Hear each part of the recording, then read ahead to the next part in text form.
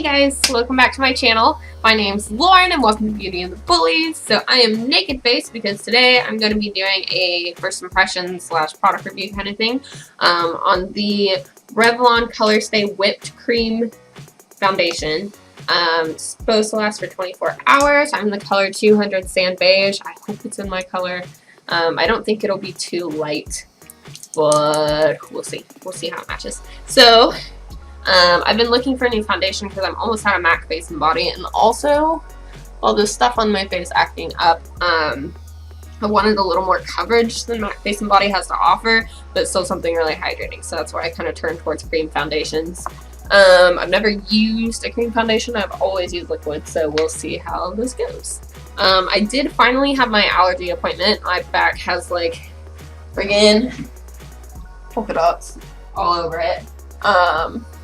They stuck me with 56 needles, and basically I'm just allergic to everything outside, so my face breaks out like this because I'm so allergic to everything outside. So I'm going to start taking Zyrtec every day, and he also gave me a different kind of steroid cream, different from the steroid I was using that wasn't helping, so hopefully that clears up. If not, hopefully this has good coverage.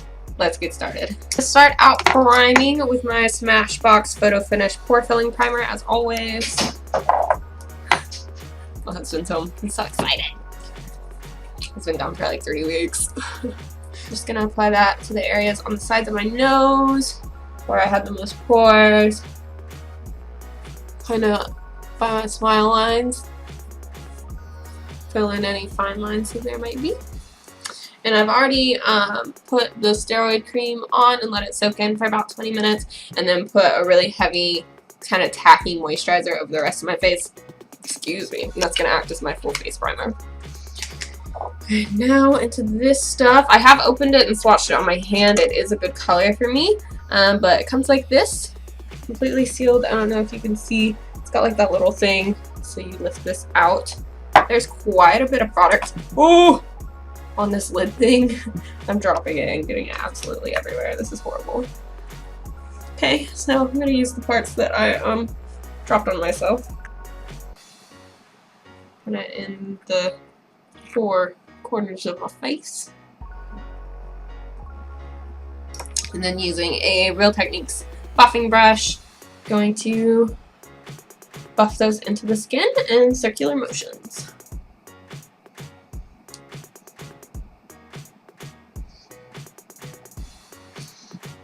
This is a good color for me, which is exciting. It does buff into the skin well. I feel like I'm going to need to use quite a bit of product because I don't feel like it spreads super easily. It does look nice though. It's a nice like light coverage all over the face just with those 4 dots. You can tell because my eyes aren't primed. So I'm going to add some more.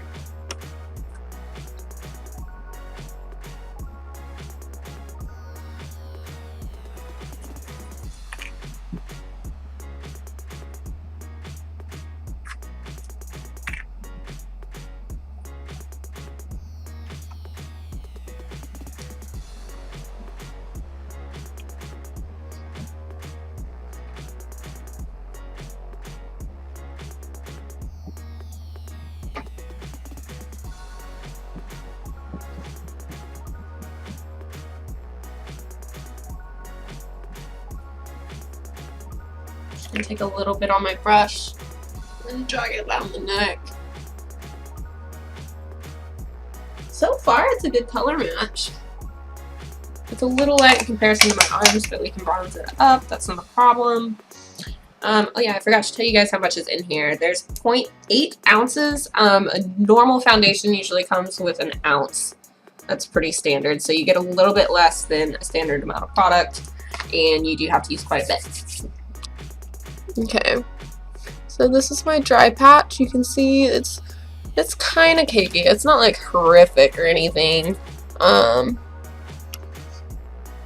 It doesn't like cling to it, but it does kind of settle in around it. Here in my smile lines. It's not too bad. and around my nose is not too bad. So those are my problem areas. It's not looking like nasty or anything, so that's nice. For foundation reviews, I do like to put on like a full face to see how it works with all my other products. So I'm going to be using my Maybelline Fit Me Concealer.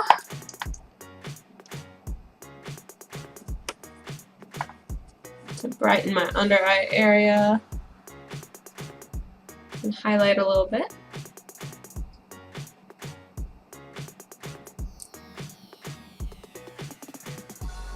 I'll tap that in with my foundation brush as well.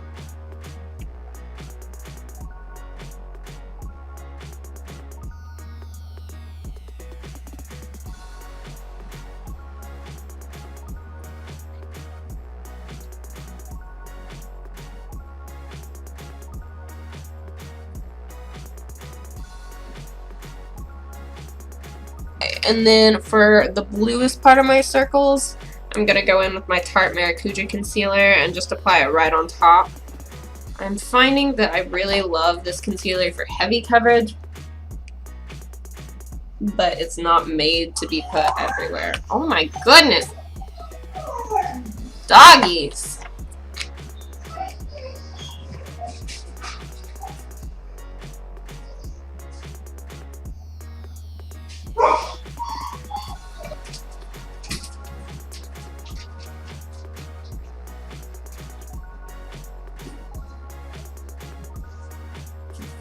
Alrighty, I'm going to set all the areas that I concealed. I'm going to try and not set this foundation because since it is heavier coverage, I want to see if it sets on its own.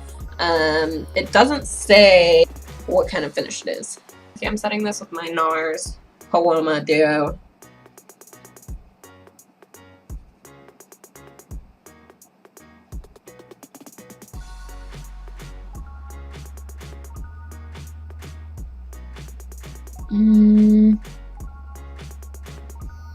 Starting to look a little cakey.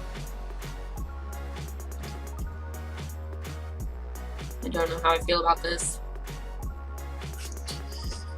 Alright, so now that I have my foundation and stuff on, you guys saw how I applied it. I'm going to go put on the rest of my makeup in another tutorial, and if you want to get the look that's in this video, you can go ahead and follow this link, or I'll link it below and annotate it here. So I will be back to talk to you about what I think about this foundation. I'm back! Whoa! So fast! Okay, so upon using this foundation, I'm gonna tell you things that I do like and that I don't like about this foundation. It is hydrating. I do like the texture. I like that it sets without using a powder. That's nice. I'll go ahead and show you the inside because I don't think I did that after I got this thing off the first time. Okay, so this is the product. The consistency obviously is a cream. It's not liquidy in any way. It's kind of like foamy and whipped. And it tended to like blend into the skin right away. When I tried to build it up, it immediately got cakey. No matter how I patted it and moved it around, it continued to be cakey. And it didn't look too bad until I applied a powder to set certain areas, and then those areas just looked like cake. Just like all up in there. Like, how much makeup did I have on? Not a lot. You guys watch me apply it. So, not my favorite foundation. It does offer pretty decent coverage, but it also tends to cling to my dry patches all around my nose and my mouth. So, yeah, not my favorite for that reason. Crap, I totally forgot I was going to do this in like a check-in review style. Okay, so what I'm going to do is I'm going to come back in like 4 hours, so like at 9 o'clock tonight, let you know how this wore like long term, if you were to wear it for like a shift at work or something. Right now it's almost 5 o'clock, so I will check back in at 9 and let you know how it's wearing on my face and show you the wear. I can show you up close now what it's doing. Basically after I applied powders to it, it caked like freaking crazy. Like my highlight sat on top of it, and it's just like I had to buff it out because you can even see in this light right here where it's really harsh. My highlight stops like here, like straight here. I'm like, okay, like fine, just catch it. I also noticed that whenever I applied powder, it stuck to any kind of like streaks that there might have been whenever I applied with my brush that just didn't quite get buffed down all the way. Became incredibly noticeable. It did not look skin-like at all, and it more sits on top of my skin. Let me get super close. I don't know if y'all can tell. You can see, like, here, this area is just, like, sitting on top of my skin. And, like, my fine lines here. Yeah, so overall, not super impressed with this foundation so far, but I will check back in and let you know how I feel about it. I'll be back to let you know how it's working for me. Alright guys, so I'm here for the final check-in. It is 9:25, so a little over 4 hours later. My lashes are starting to peel off. I want to take them off so badly. Anyway, I'm going to zoom you in so you can really see how this is sitting on the skin, because it is not cute. Okay, you can see here all of my dry patches. It's like insane. Like, it looks so bad. All around my nose. It looks really bad. It's almost completely worn off on my chin where I like touched myself, so it's definitely not transfer resistant. I'm assuming not water resistant either, but I didn't like do any strenuous activities. Still cakey all through here, like where I applied it, and cakey kind of between my brows, which I never have a problem with caking like that, like literally ever. It just looks so bad. Like, I know I don't have the best skin from like here down, but like it's not this bad, I swear to God. Like, this is just amplified. Like, I would look better not wearing any foundation at all. So for me, this did not work out at all. The Revlon Colorstay whipped formula is just not a thing.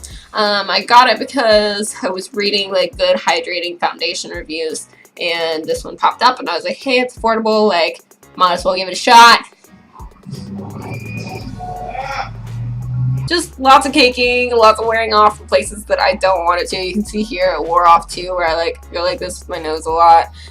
Yeah, just all around not a good foundation for me. It might work for other people if you have like more probably normal to probably just normal skin. I wouldn't really suggest this for oily skin either because of how it transferred even on me, and I have really dry skin, which usually doesn't have that problem. So I'm going to see if I can pass this on to somebody else. Hopefully I can, and hopefully they have better luck with it than I did. So, thank you guys so much for watching. Like this video if you liked it, and subscribe if you haven't already. Also, leave a comment in the comments below letting me know what you think of this video and what you'd like to see next on my channel. If you guys want to see more like reviews and stuff like this, where I, use something that's easily accessible for you guys, or that you really wanted to see how it works on the skin, and then I tell you what I think about it. So let me know if that's something that you would like to see on this channel. What else? Anyway, I hope you're all having a wonderful day, and I will see you in my next video. Bye! Okay, BRB, not filming the struggle that is my life.